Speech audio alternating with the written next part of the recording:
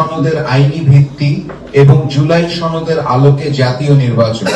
শেখ হাসিনাকে ভারত থেকে ফিরিয়ে বিচারের মুখোমুখি করার জন্য কার্যকরী পদক্ষেপ গ্রহণ। সকল গণহত্যা ও আওয়ামী আমলে সংগঠিত জুলুম, নির্যাতন, দুর্নীতির বিচার দৃশ্যমানকরণ। আওয়ামী আমলে ভারতের সাথে সম্পাদিত গোপন অসম চুক্তি জনসম্মুখে প্রকাশ এবং বাতিলকরণ। জাতীয় পার্টি এবং 14 দলের কার্যক্রম নিষিদ্ধকরণ। উভয় কক্ষে পিআর পদ্ধতিতে নির্বাচন আয়োজন এবং লেভেল প্লেইং ফিল্ড নিশ্চিতকরণ ও ভারতের প্রভাবমুক্ত জাতীয় নির্বাচন আয়োজন।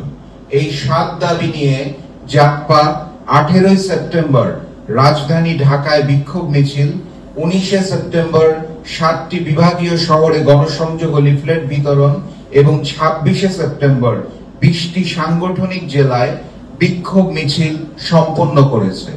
প্রিয় সাংবাদিক বন্ধুগণ, আমরা এই 7 দাবি নিয়ে 3 দিনের কর্মসূচি পালন করে উপলব্ধি করেছি দেশের জনগণ এখন অত্যন্ত সচেতন।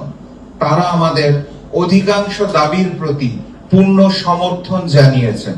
বিশেষ করে জুলাই সনদের আইনি ভিত্তি এবং শেখ হাসিনার বিচার দেখার জন্য দেশের মানুষ মুখিয়ে আছে। ভারতের আধিপত্যবাদ এবং আগ্রাসনের বিরুদ্ধে তাদের অবস্থান সম্পূর্ণরূপে স্পষ্ট। বাংলার জনগণ হিন্দুস্তানের দালাল আওয়ামী লীগ এবং জাতীয় পার্টির অপরাজনীতি আর দেখতে চায় না। জনগণের সমর্থন আমাদের উৎসাহ ও অনুপ্রেরণার কারণ হয়েছে। একই সাথে আমেরিকায় সন্ত্রাসী সংগঠন আওয়ামী লীগের হামলা, দেশের মাটিতে তাদের ঝটিকা মিছিল ও ককটেল বিস্ফোরণ আমাদের সচেতন করেছে।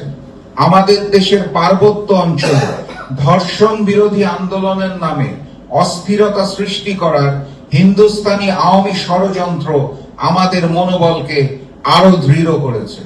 এই 12 দিনের কর্মসূচি জাগপার 7 দাবি বাস্তবায়নের লক্ষ্যে পালন করা হবে ইনশাআল্লাহ। জনগণের দাবি আদায়ের লক্ষ্যে কর্মসূচি সমূহ সফল করার জন্য সকলকে ঐক্যবদ্ধ হওয়ার আহ্বান জানাই।